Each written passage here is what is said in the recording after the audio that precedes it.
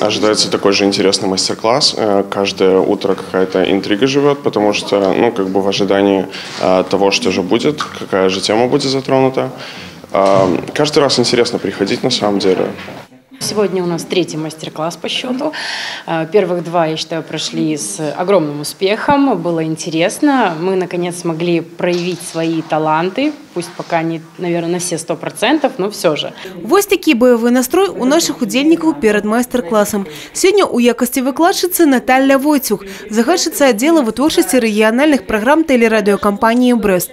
Я считаю, что приходить в профессию надо лишь по одной причине, когда просто ловишь от нее кайф и не представляешь, как может быть иначе. Наталья Викторовна вырашила скористаться принципом Паретта. 20% теории и 80% практики. Раз, два, три, починаем гимнастику.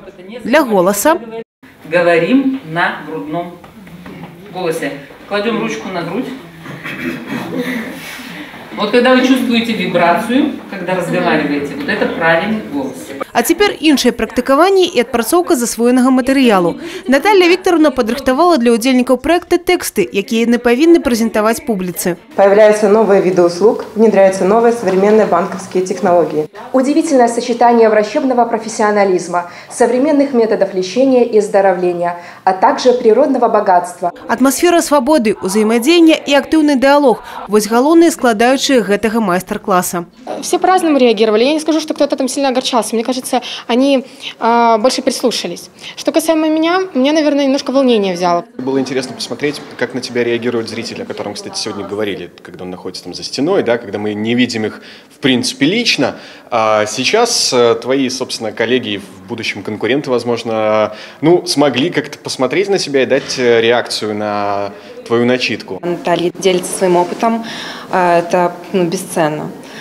Что касается нашего задания, мне сказали, что я очень холодно читаю текст. Я буду работать, я поняла свою ошибку и буду стараться ее исправить. Я сегодня попыталась ребятам дать то, что сама знаю, то, через что я сама прошла. Насколько они это впитали или будут дальше применять, это уже зависит сугубо от них. Но я очень надеюсь, что сегодняшний мастер-класс не пройдет напрасно. Естественно, увидим это на предстоящем этапе отбора ребят. Они, естественно, были все живы, были заинтересованы, это тоже приятно.